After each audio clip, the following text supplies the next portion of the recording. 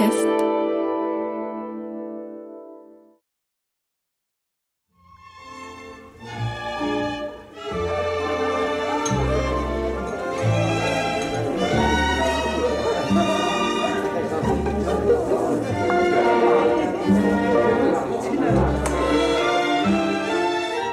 Qui dois-je annoncer, monsieur? Arsène Lupin, gentleman cambrioleur.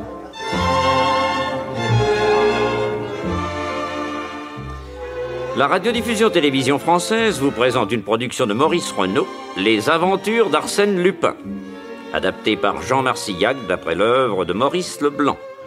Réalisation, Abder Isker.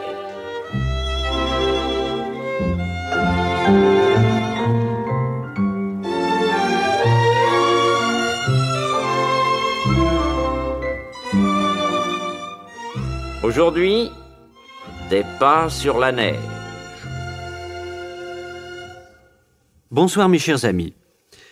Un jour qu'Arsène Lupin était venu déjeuner chez moi, il me raconta plusieurs de ses récentes aventures.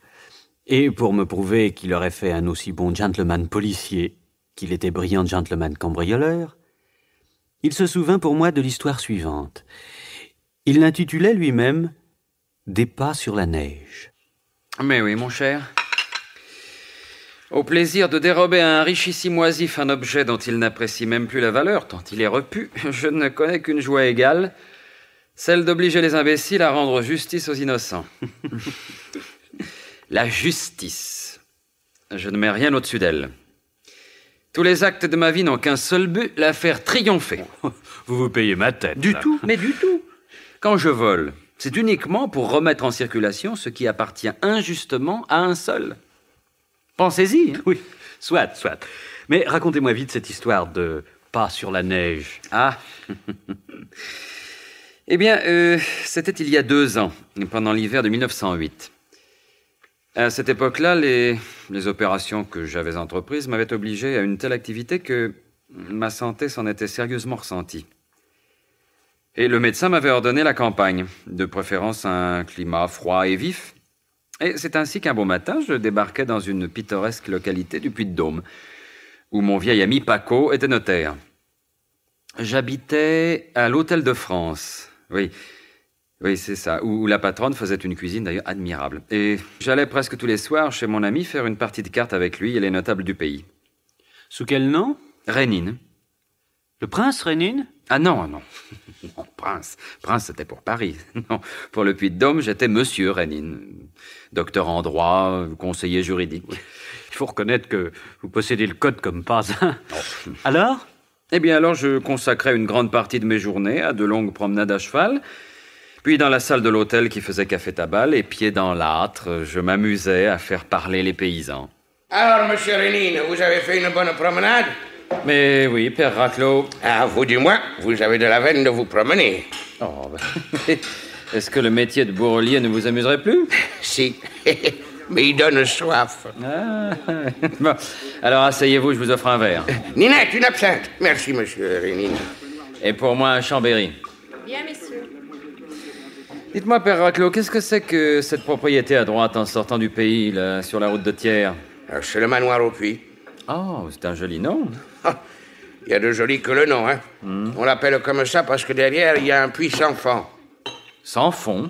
Bah, alors, c'est plus un puits. Si, c'est un puits. Il y a de l'eau. Mais on ne peut pas descendre. Le fond est inaccessible, comme ils disent. Autrefois... Oui, autrefois? Il y a eu un crime. On a jeté une femme. Eh bien, on n'a jamais pu la retrouver. Non, c'est bien connu dans le pays. Mais dites-moi, ce manoir tombe en ruine? Personne ne l'habite? Si, M. Mathias de Gorne et sa femme. Des nobles? Oui, mais il n'y a plus d'or sur le blason. C'est pas loin de la misère. Lui, c'est une brute. Et elle, la pauvre femme, elle rit pas tous les jours. Ils sont vieux? Pas du tout. Elle est mignonne, jolie comme un cœur. Oui. Mais qu'est-ce qui lui a pris de se marier avec cet escogriffe, tout jaune, sournois comme un ours, et qui sait parler doucement cassé de lévrier? Ah, c'est ce grand garçon qui se promène toujours avec ses 2 chiens? Eh oui. Ah, oui, des bêtes magnifiques, hein? Ah ben tiens, si ça vous intéresse, il y en a un à vendre. Comme... Il veut vendre un de ses lévriers? Oui, si le cœur vous en dit.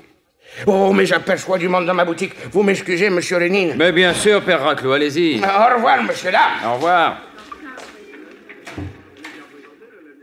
J'étais passé plusieurs fois devant le manoir au puits et je ne sais pourquoi cette vieille demeure m'avait intrigué dès la première seconde. Il en est du visage des pierres comme du visage des gens. Il cache mal certains vices, certaines laideurs de l'âme. L'idée d'acheter un lévrier ne me serait jamais venue, mais le désir de pénétrer dans le vieux manoir s'imposa à moi avec tant de force que, sans m'en rendre compte, j'étais déjà sur la route, marchant comme un homme pressé vers la sortie du village, dans la direction du manoir. La nuit était presque tombée et, dans le brouillard, les arbres décharnés ressemblaient à des fantômes. À la grille du manoir au puits, pas de sonnette, mais une grosse serrure fermée à double tour. Je fis le tour du mur qui entourait le parc au milieu duquel se dressait la maison, et derrière, je trouvai une petite porte de service. Là non plus, pas de sonnette. Je poussai la porte. Elle était ouverte. J'entrai dans un potager et j'aperçus une vague lueur. J'avançai et je vis enfin plus distinctement, derrière une fenêtre, une femme armée d'un couteau. Elle écorchait un lièvre, les mains rouges de sang. J'entrai. Qui vous êtes? Qu'est-ce que vous voulez? Non, ne craignez rien, madame, je voudrais parler à monsieur de Gorne. Je sais pas s'il est là. C'est pourquoi? J'ai appris qu'il voulait vendre un de ses lévriers. Et alors? Eh bien, je voudrais l'acheter si le prix me convient. Et votre nom? Alexandre Rénine, de Paris. Ah, c'est vous qui êtes descendu à l'Hôtel de France? Oui, madame. Eh ben, venez toujours. Je vous garantis pas qu'il vous recevra, hein. Attendez que je prenne ma lampe.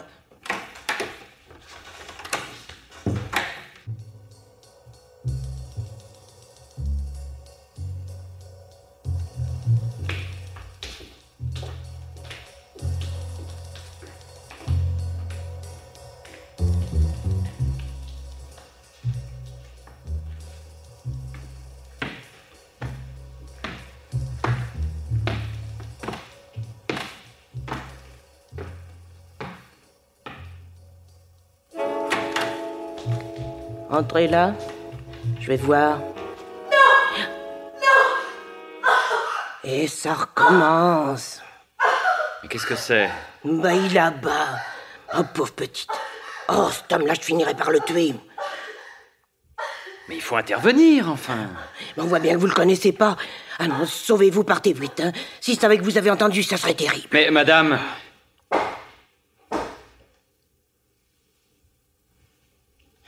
Plus rien. Vous voyez, c'est fini. Allez vite, descendez, qu'il vous trouve pas là. Après ces crises, il se met à boire et vous en tirerez rien. Revenez un autre jour, ça vaudra mieux.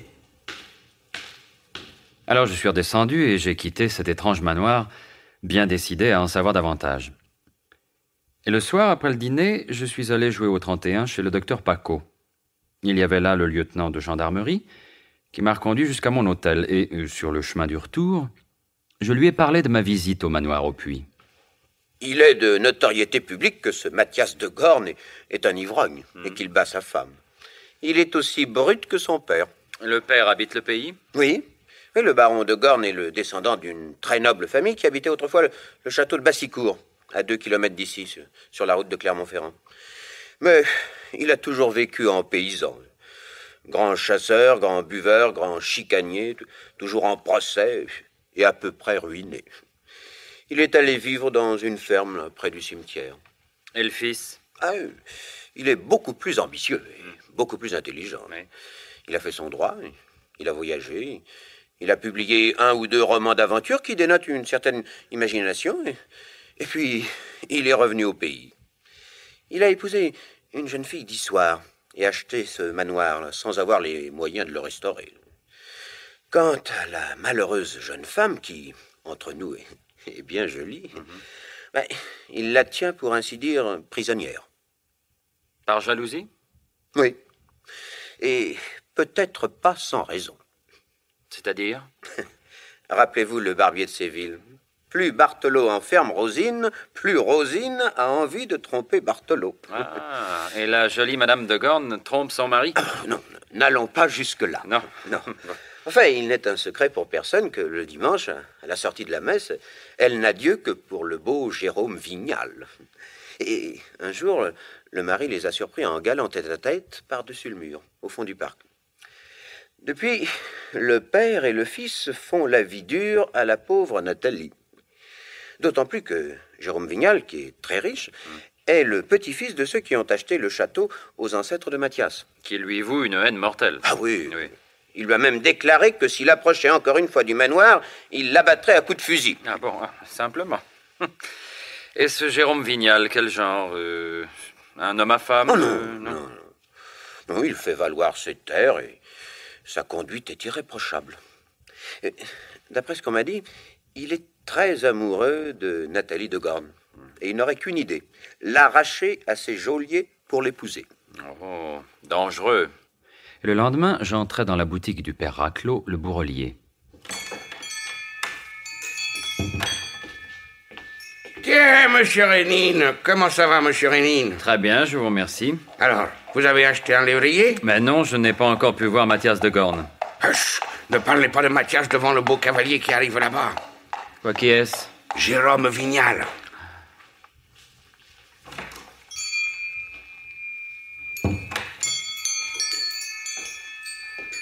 Bonjour, messieurs. Ah, bonjour, monsieur Jérôme. Au château, là-haut, il doit pas faire chaud, hein? Ah non, ça pince dur. C'est de la neige pour cette nuit. Eh bien, qu'est-ce qu'il y a pour votre service, monsieur Jérôme? Bien, l'étui de mon revolver est décousu. Pourriez-vous m'y faire un point? Eh bien sûr, tout de suite, faites voir ça. Oh, dites donc, c'est une belle pièce que vous avez là. Oui, c'est un Browning, le tout dernier modèle. Ah bon, on peut tuer du monde avec ça. Ah oui, le chargeur à 7 balles. Vaut mieux pas vous attaquer à ce que je vois, hein? C'est préférable. Et crève-le le bon sang. Et la nuit suivante,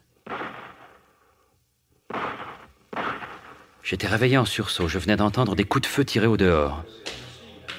Je demeurais longtemps assis sur mon lit, l'oreille tendue. Dans l'hôtel, quelques bruits de porte et des propos échangés à voix basse me confirmèrent que je n'avais pas rêvé. Puis je me rendormis. Le lendemain matin, en descendant prendre mon petit déjeuner, je trouvais dans le café le père Raclot et d'autres paysans en conversation animée avec le lieutenant de gendarmerie. Comment, mon lieutenant, vous n'avez rien entendu? Il y a eu 3 coups de feu, n'est-ce pas, vous autres? Oui, 3. Pas un peu, pas un moins. Non, ça, Il n'était pas minuit. La neige qui tombait depuis 9 heures avait cessé. Et ça a retenti dans la plaine. Ah ouais? D'un seul coup. Pan, pan, pan. Ça venait du côté du manoir au puits. Eh bien, moi, je n'ai rien entendu. Eh, pardi, vous, votre fenêtre donne sur le flanc de la montagne. Et vous, monsieur Rénine, vous avez entendu? Oui, mon lieutenant, et très distinctement. Et je crois que ces messieurs ont raison, d'ailleurs, ça venait du côté du manoir au puits. Eh bien, nous allons voir ça. Tiens, la Eudoxie, la servante à M. Mathias. Eh bien, Eudoxie, qu'est-ce que t'as? Eh ben, j'y comprends rien. Cette nuit, je suis allée coucher chez ma sœur qui était malade à Grandchamp. Je reviens tout à l'heure reprendre mon service chez Monsieur Mathias et je trouve tout fermé. Et j'ai beau appeler, personne. Bon, qu'est-ce qui a bien pu arriver? Vous parlez bien du manoir au puits? Oui. La grille d'entrée était fermée? Oui. Et oui, pourtant, en hiver comme en été, monsieur vient l'ouvrir tous les matins à 6 heures. Mais derrière, la petite porte du potager? Fermé aussi. Vous avez appelé et personne n'a répondu? Personne. Oh, mon Dieu, qu'est-ce qui a bien pu arriver? Monsieur de Gorne, le père, est sûrement au courant. Venez avec moi, on va lui demander. Le lieutenant prit le chemin de la ferme près du cimetière, suivi d'Eudoxie, des paysans et de moi-même.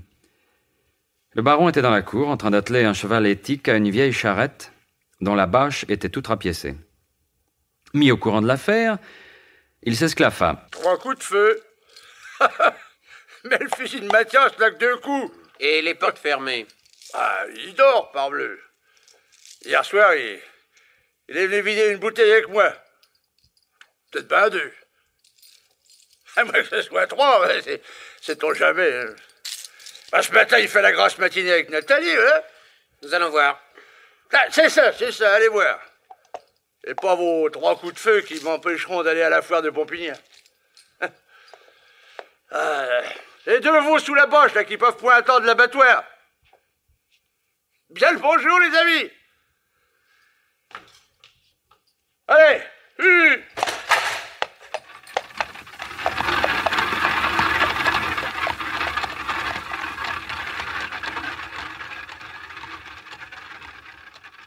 Au manoir au puits, nos nombreux appels étant restés sans réponse, le lieutenant demanda à un paysan d'alerter un serrurier et 2 gendarmes. Un quart d'heure plus tard, la grille était ouverte. J'ai tout lieu de croire que les traces de pas vont nous apporter des indications précieuses. Hier soir, la neige s'est mise à tomber vers 9 heures.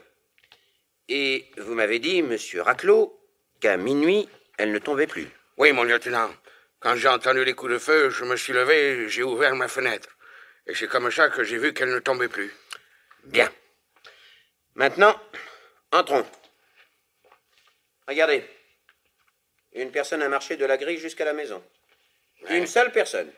Et après 9 heures, puisqu'avant, il n'était pas encore tombé de neige. Et cette personne était loin de marcher droit. Regardez-moi ces zigzags. Une fois de plus, monsieur Mathias de Gorne est revenu ivre de chez son père. Entrons. Brigadier, laissez ces messieurs venir avec nous.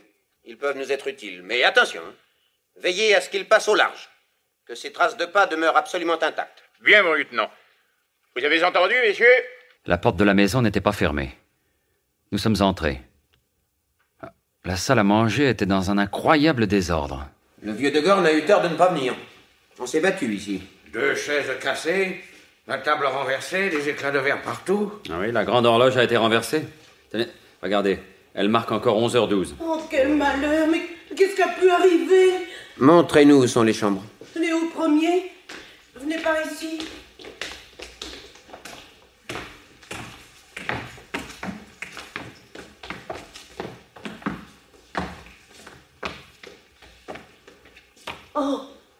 Oh, regardez. La porte de la chambre de madame. On l'a enfoncée.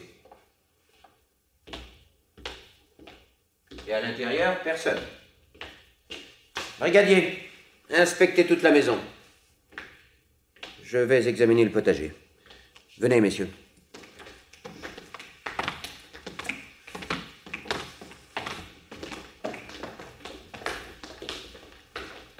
Au fond de la salle à manger, vous avez vu, mon lieutenant?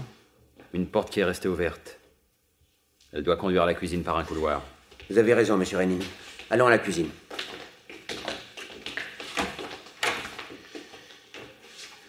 Nous y voilà. Tiens, la porte qui donne sur le potager est ouverte. Et il y a des traces sur la neige. Allons voir ça de près.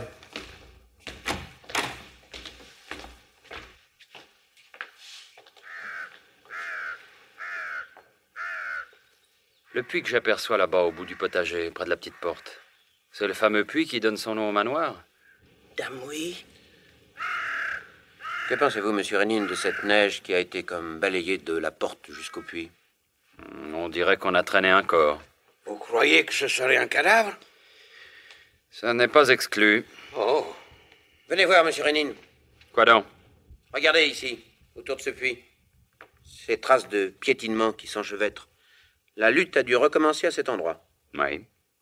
Et remarquez que depuis la porte de la cuisine jusqu'à ce puits, nous ne voyons pas les empreintes des gros souliers de Mathias de Gorne. Et tout à coup, nous les retrouvons dans ces piétinements.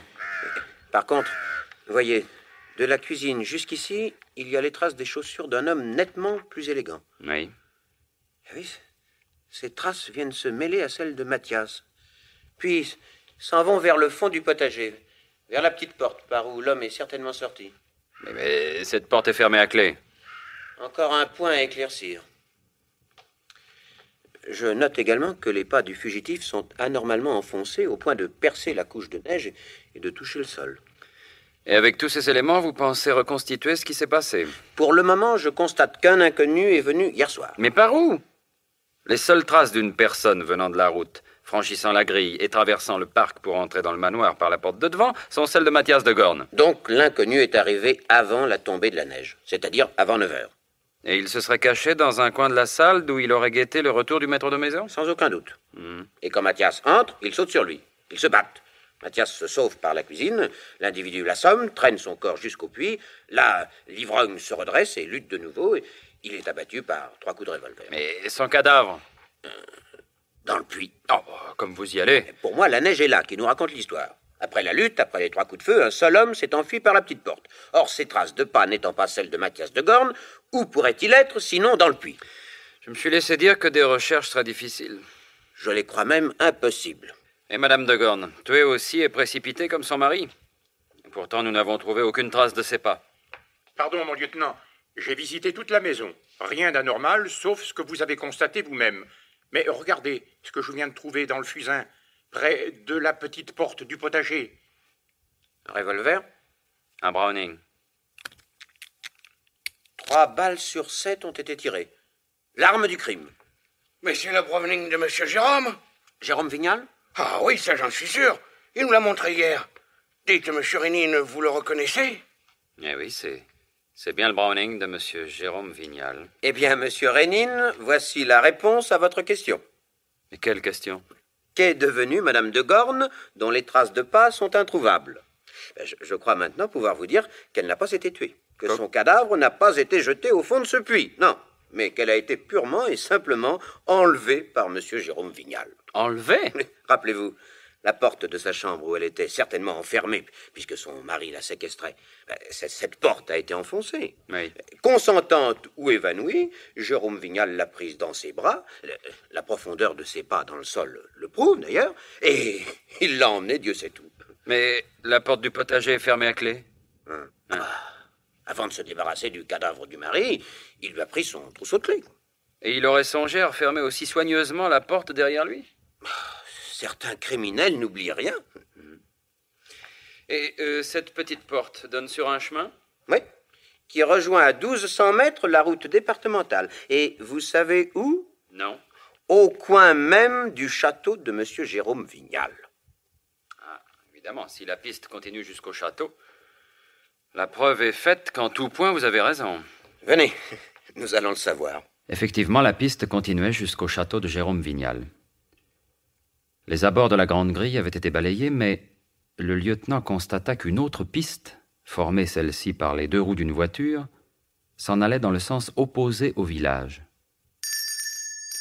On sonna. Un maître d'hôtel vint à la grille. Bonjour. Je voudrais parler à Monsieur Jérôme Vignal. Il n'est pas là, mon lieutenant. Où est-il? Je ne sais pas. Il est parti ce matin, personne n'était encore levé. Oh, il a sûrement attelé lui-même sa voiture. Et vous pensez qu'il va revenir pour midi? Oh, ça m'étonnerait. Monsieur est parti avec une valise.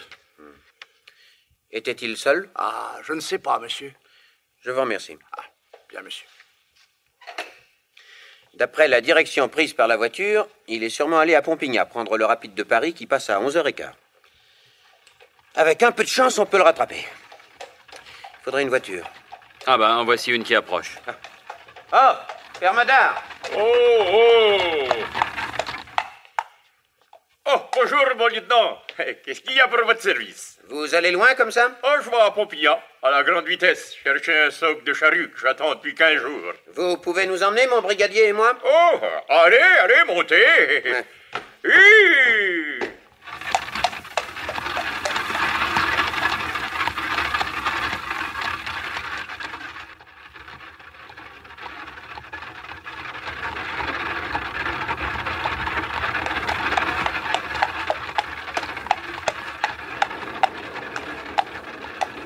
Merci, monsieur Madard. Vite, brigadier. Le rapide de Paris entre en gare. Tenez, voilà Jérôme Vignal qui passe sur le quai. Monsieur Vignal! Monsieur Vignal! Mon lieutenant? Vous partez pour Paris? Oui. Parce que? Je suis désolé. Veuillez nous suivre. Mais je ne comprends pas. Veuillez nous suivre ainsi que madame de Gorn, qui, je le suppose, voyage avec vous. Mais monsieur, Venez, je vous en prie, madame. On nous regarde et vous avez certainement intérêt à passer inaperçu. Soit. Allons.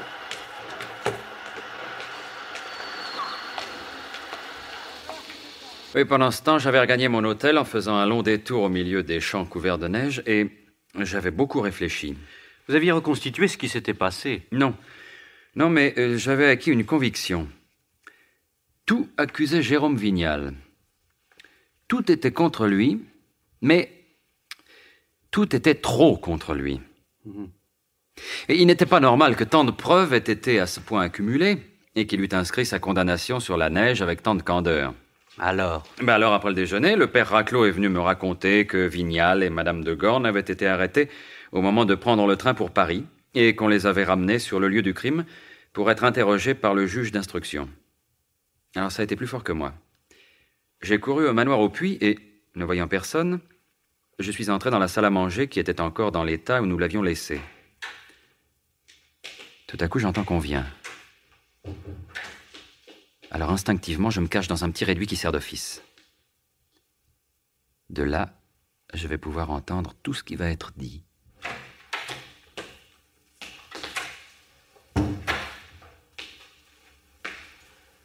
Ouais, je vois qu'en effet, ici, la bagarre a été sérieuse.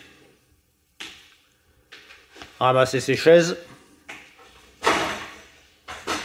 Avancez cette table. Et faites entrer M. Vignal. Madame de Gorne également. Brigadier, faites entrer. S'il vous plaît, Monsieur Vignal, Madame de Gorne aussi.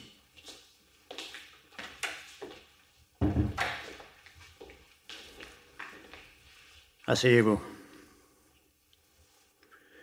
Monsieur Vignal, en qualité de juge d'instruction, je viens d'interroger Madame de Gorne. Nous étions dans sa chambre et j'y ai effectué quelques constatations les plus intéressantes. Quant à vous, je ne vous ai posé jusqu'ici que peu de questions. C'est ma méthode. Mais maintenant, il va falloir tout me dire. D'abord et déjà, je me plais à féliciter le lieutenant de gendarmerie qui m'a fait un exposé fort circonspect des événements. Il a, je dois le dire, fort bien fait d'interrompre votre voyage et celui de Madame de Gorne. Il n'en avait aucun droit. Tout beau, monsieur, tout beau. Les charges qui m'accablent me laissent parfaitement froid. Vous voulez la vérité, trouvez-la. Ce ne sera pas difficile. Elle ne peut qu'éclater au milieu de tous les mensonges que le hasard a accumulés contre moi. Oui, nous sommes ici, monsieur, pour jeter la lumière sur toute chose. Veuillez m'y aider en me racontant sans farder la vérité ce que vous avez fait depuis hier soir. Voici. Il faut d'abord que je vous dise, monsieur le juge, qu'un sentiment très profond nous unit, Madame de Gorne et moi. Dès la première minute, nous avons compris que nous étions destinés l'un à l'autre. Malheureusement, elle est mariée. Et au vu et au su de tout le monde, sa vie est un enfer. Interrogez la vieille servante, elle vous dira le calvaire de Nathalie de Gorne, les coups qu'elle recevait et les outrages qu'elle devait supporter. C'est à ce calvaire que j'ai voulu mettre un terme en usant du droit de secours réservé à tout être sensible devant le malheur et l'injustice. C'est pourquoi vous avez enlevé madame. 3 fois, monsieur le juge. J'ai averti le vieux baron de Gorne, lui demandant d'intervenir auprès de son fils. Mais j'ai constaté qu'il avait pour sa belle-fille une haine presque égale. Cette haine que beaucoup d'êtres abjects éprouvent pour ce qui est bon et pur. C'est alors que j'ai résolu d'agir directement. Et hier soir, je suis allé voir Mathias de Gorne. Ah, nous y voilà. Je vous jure, monsieur le juge, que je n'avais pas d'autre intention que de causer avec lui. Je connaissais sur sa vie certains détails qui me permettaient de faire pression sur lui et d'obtenir à peu près sûrement ce que je voulais. Si les choses ont tourné autrement, ce n'est pas ma faute. À quelle heure êtes-vous venu ici hier soir? Vers 9h moins le quart. La domestique devait être absente car c'est Mathias de Gorne qui vint m'ouvrir. Il était seul. Oui, monsieur, vous affirmez là, comme du reste Madame de Gorne l'a fait tout à l'heure, une chose qui est manifestement contraire à la vérité. Mathias de Gorne n'est rentré hier soir qu'après 9h, et probablement vers 11h. Comment le savez-vous? Le témoignage de son père, et la marque de ses pas sur la neige, qui est tombée de 9h à 11h. Je regrette, mais je dis les choses telles qu'elles se sont passées, et non pas telles qu'on peut les supposer d'après des éléments discutables. J'affirme que cette horloge marquait 9h moins 10 quand je suis entré dans cette salle. Croyant à une attaque de ma part, mon hôte avait décroché son fusil. Alors moi, j'ai sorti mon revolver, et je l'ai mis ostensiblement hors de ma portée. Puis je me suis assis. Qu'est-ce que vous voulez? Vous parlez. Je vous écoute. Depuis plusieurs mois, monsieur, j'ai fait une enquête minutieuse sur votre situation financière. Toutes vos terres sont hypothéquées. Vous avez signé des traites dont l'échéance s'approche. Vous ne pourrez pas les payer. Du côté de votre père, rien à espérer, lui-même étant fort mal en point. Vous êtes perdu, je viens vous sauver. Pas possible. Voici une liasse de 60 billets de 1000 francs.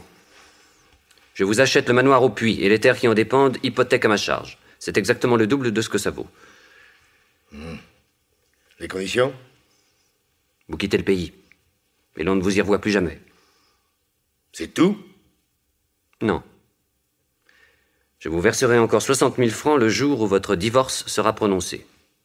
Ah. En somme, vous voulez m'acheter ma femme? Rien que pour ce mot-là, vous mériteriez une correction. Non, monsieur de Gorne. Ce que je veux, c'est le bonheur de Nathalie. Et pensant que vous n'êtes sensible qu'à l'argent, je vous en offre. Ah, voilà.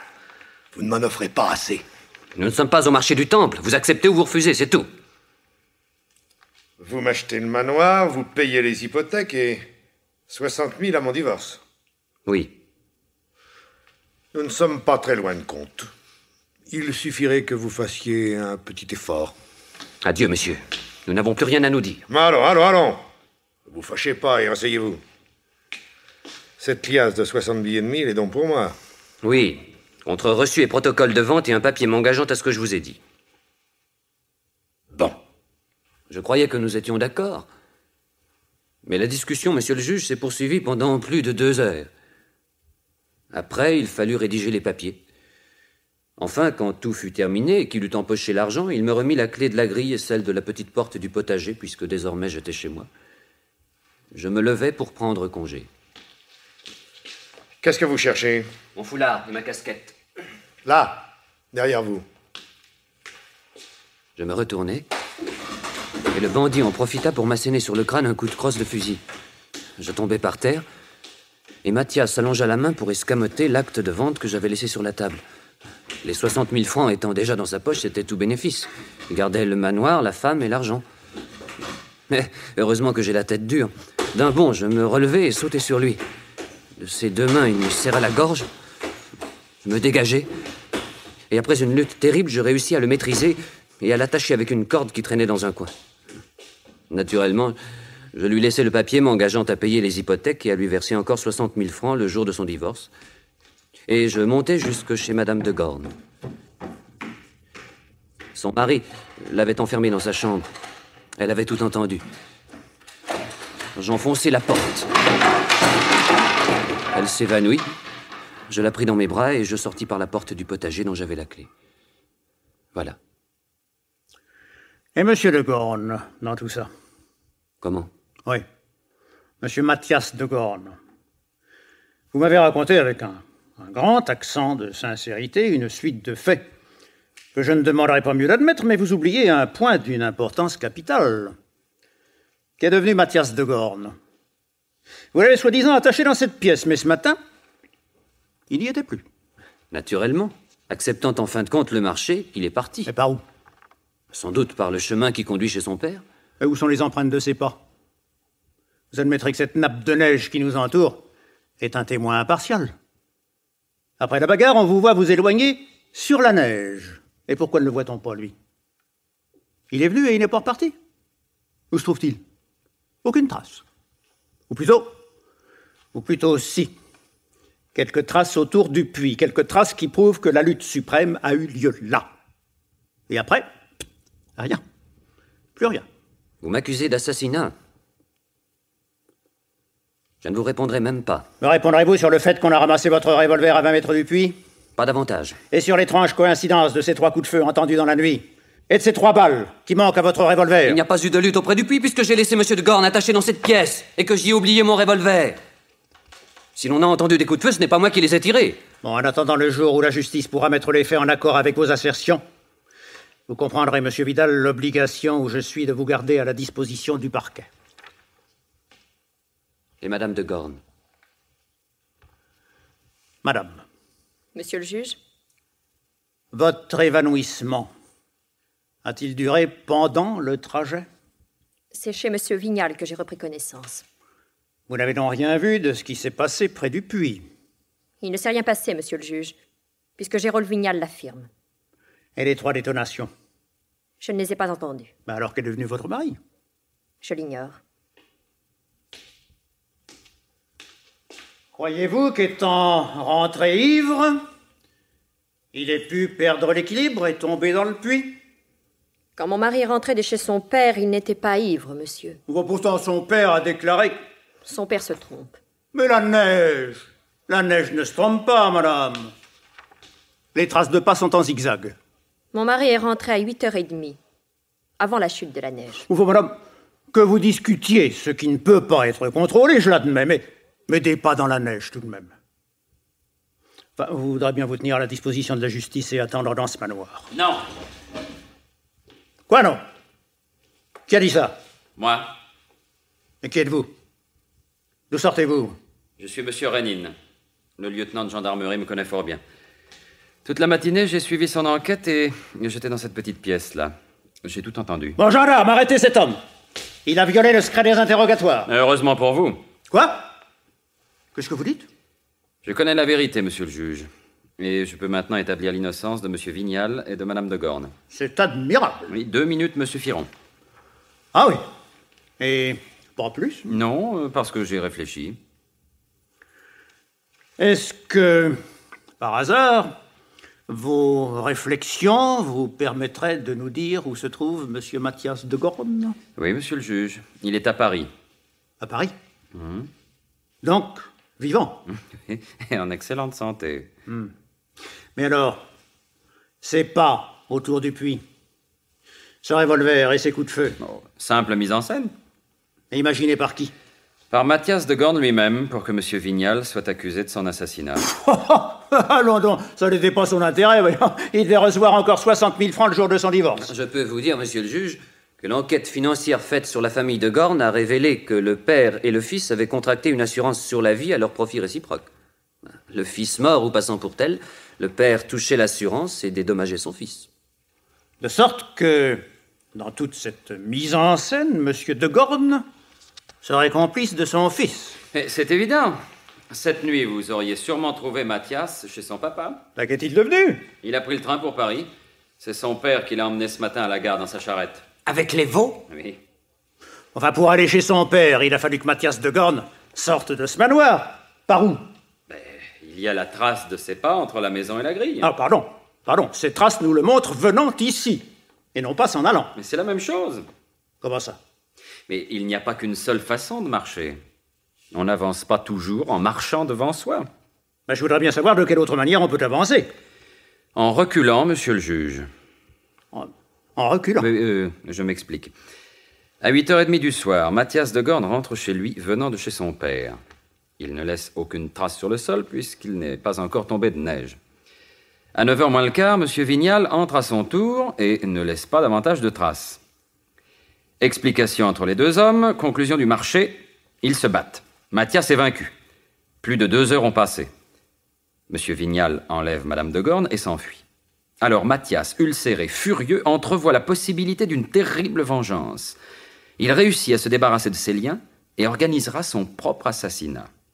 Il balaie la neige entre la cuisine et le puits. Il imprime ses propres empreintes sur celles de monsieur Vignal autour du puits. Il tire 3 coups de feu avec le revolver oublié et il jette l'arme dans le fusain près de la porte. Puis, il quitte le manoir en marchant à reculons, inscrivant ainsi sur la neige les traces d'une arrivée et non pas d'un départ. Mais comment avez-vous deviné tout ça? Quand madame de Gorne a certifié que son mari n'était pas ivre. Et oui, j'ai pensé alors aux empreintes en zigzag. En fait, il est très difficile de marcher droit, surtout la nuit, quand on marche à reculons. Et le père et le fils ont senti le défaut. C'est pourquoi ce matin, le vieux a eu soin de dire au lieutenant que son fils avait bu un coup de trop. Mon lieutenant, envoyez-moi immédiatement chercher monsieur de Gorne et qu'on me l'amène ici. Et alors? Naturellement, le vieux fut obligé de tout avouer. Et c'est ainsi que se termine mon histoire des pas sur la neige. Vous aviez vu juste sur tous les points. Oh, il suffisait d'écouter et de réfléchir. Ça ne suffit pas toujours. Oh. Encore un peu de fine? Oui, volontiers, oui, merci. Mais dites donc, Lupin, j'espère que le juge d'instruction vous a félicité. Oui, et ça m'a fait tout drôle. Oh, c'était bien la première fois qu'un juge d'instruction me félicitait de quelque chose.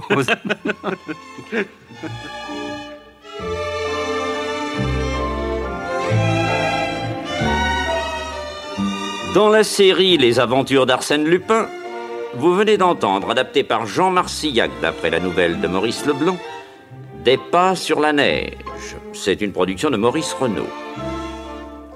Prise de son René Cambien, bruitage Henri Saint-Georges, assistante de production Nicole Guesveller, réalisation Abder Isker. Avec dans le rôle d'Arsène Lupin, Michel Roux, le juge d'instruction Jean Galland, le lieutenant de gendarmerie René Clermont, Jérôme Vignal, René Farabet, Mathias de Gorne, Jean Clarieux, le père Raclot, Jacques Hilling, le baron de Gorne, Charles Lemontier et Nicolas Amato. Avec Colette Tessèdre dans le rôle de Nathalie de Gorne et Catherine Georges dans celui d'Eudoxie, le conteur Robert Marcy, speaker Maurice Princet.